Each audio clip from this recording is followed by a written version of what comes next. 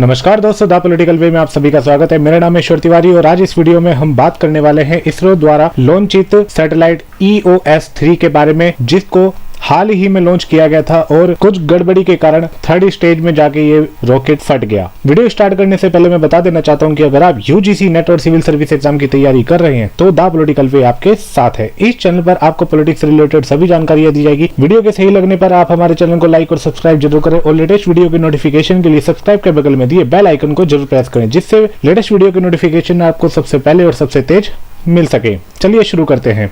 अभी हाल ही में इसरो ने अपने EOS-3 सैटेलाइट को लॉन्च किया था, लेकिन लॉन्च के तुरंत बाद इसके इंजन में कुछ खराबी आ गई, जिससे ये लॉन्चिंग पूरी तरह से फेल हो गई। कुछ इस तरीके की थी ये EOS-3 सैटेलाइट। आप देख सकते हैं अपनी स्क्रीन पर। ये भारत के लिए इंडिपेंडेंस डे से पहले एक बहुत बड़ी लॉन्चिंग थी जो सफल नहीं हो सकी। अगर ये सफल हो जाती तो इसरो अपने इतिहास की सक्सेसफुल 17th सैटेलाइट के रूप में अपना नाम दर्ज करवा लेता, लेकिन अनफॉर्चुनेटली ये सैटेलाइट फेल हो गई, जिसका सभी भारतवासियों को दुख है। इसरो ने अपनी वेबसाइट में मेंशन करते हुए बताया है कि ये जो सैटेलाइट थी इसको GSLV F10 रॉकेट के साथ स्पेस में एस्टैब्लिश करने के लिए लॉन्च किया गया था। इसके सारे चरण बिल्कुल सही चल रहे थे, लेकिन तीसरे स्टेज में जाकर इसका जो क्रायोजेनिक इंजन था उसका इग्निशन स्टार्ट नहीं हुआ, इंजन फेल हो गया, जिसके कारण ये ऑर्बिट में जाने से पहले ही फट गया। इस इंजन में कुछ टेक्निकली गड़बड़ी आ गई थी, जिसके कारण इसका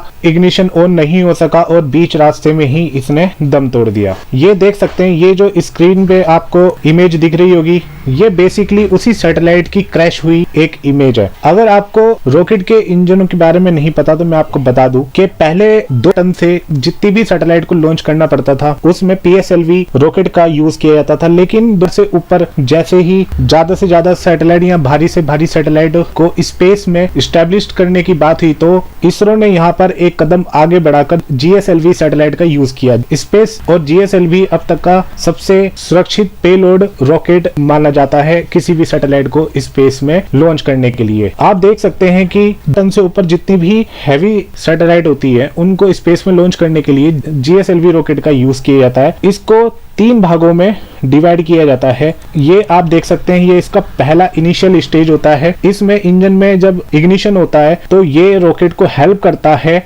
एक सर्टेन हाइट तक रॉकेट को ले जाने के लिए। इसके बाद ये रॉकेट से अलग हो जाता है। उसके बाद जो काम करता है वो इसका सेकंड इंजन होता है। सर्टेन हाइट के बाद जब इसका इनिशियल स्टेज रॉकेट से अलग हो जाता है तो सेकंड इंजन ऑटोमेटिकली स्टार्ट हो जाता है और वो हेल्प करता है रॉकेट को एक सेकंड स्टेज तक ले जाने के लिए। जब इस इंजन का भी काम खत्म हो जाता है तो ये खुद को रॉकेट से अलग कर लेता है और उसके बाद आती है इस क्रायोनिक इंजन की। ये बहुत ताकतवर इग्निशन इंजन होता है, क्योंकि अर्थ से स्पेस में जाने के लिए आपको पता होगा 11.2 किलोमीटर पर सेकंड की स्पीड से ऑब्जेक्ट को क्रॉस करवाना होता है, जिसमें क्रायोजेनिक इंजन का सबसे ज्यादा यूज होता है। लेकिन लॉन्चिंग के 12 मिनट बाद थर्ड स्टेज में पहुंचते ही इस इंजन ने काम करना बंद कर दिया, इसका इग्निशन ऑन नहीं हुआ, जिसके कारण ये सैटेलाइट क्रैश हो गई। अगर ये क्रैश नहीं हुआ था तो ये स्पेस में कुछ इस तरह से सैटेलाइट को स्पेस में लॉन्च कर देता और जिसके बाद इसको अर्थ के रोटेशन में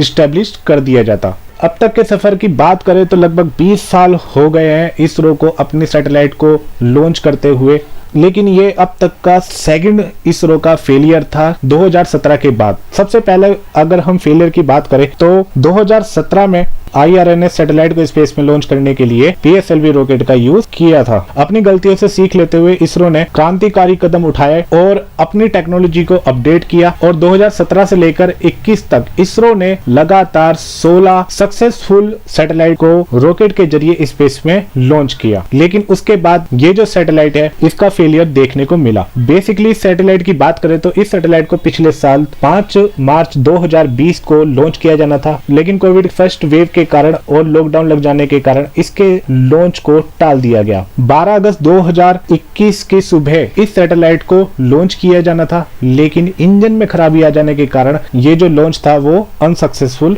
हो गया।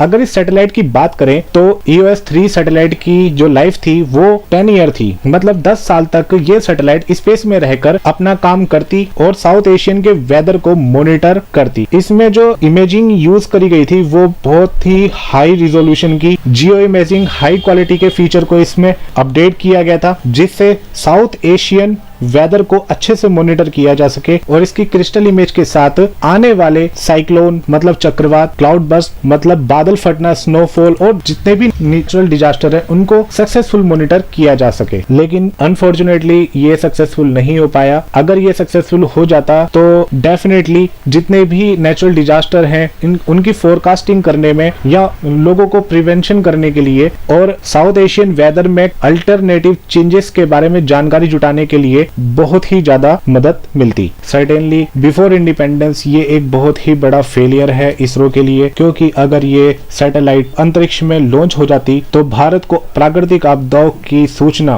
पहले से ही मिल जाती, वो भी हाई क्वालिटी रिजोल्यूशन की पिक्चर के द्वारा। तो ये था हमारी वीडियो का अंत। उम्मीद करता हूँ कि आपको ये वीडियो जरूर पसंद आई होगी। मिलते हैं नेक्स्ट वीडियो में। Till then God bless you all, take care and जय हिंद।